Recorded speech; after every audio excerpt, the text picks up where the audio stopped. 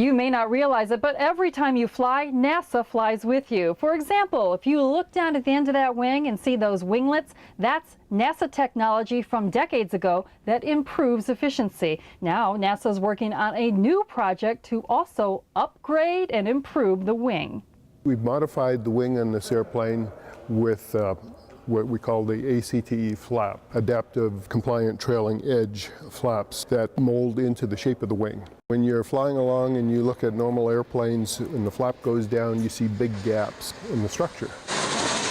This type of flap has no gaps, so it bends and it molds to the shape of the wing. ACTE is one of the technologies NASA is testing on the SubsoniC research aircraft testbed, also known as SCRAT, a modified Gulfstream 3.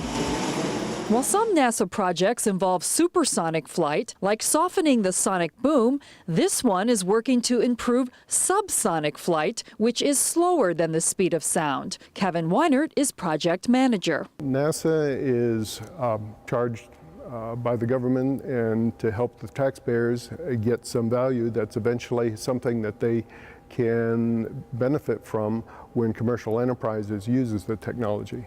So generally, NASA takes a new technology and starts testing it to a certain point at which they can hand that technology over to commercial operations that further develop it for a commercial product. With the ACTE project, the goal is to improve efficiency through improved aerodynamics. The testing of this technology will reduce fuel burn and will reduce emissions of future design aircraft.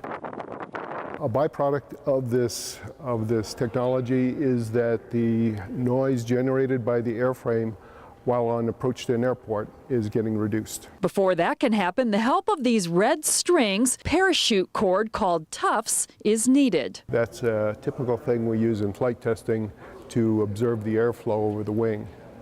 Sometimes the airflow separates, and so you'll see the tuft shaking around in the breeze. So normally, if they're nice and straight like this, you have nice laminar flow. Which is a must if the new wing is to make it onto your commercial flight. NASA says they expect to complete testing by the end of 2018. After that, be on the lookout for new wings, because if all goes well, they say a commercial operation could start producing them within a few years. At Edwards Air Force Base, Barbara Sharp for Spectrum News.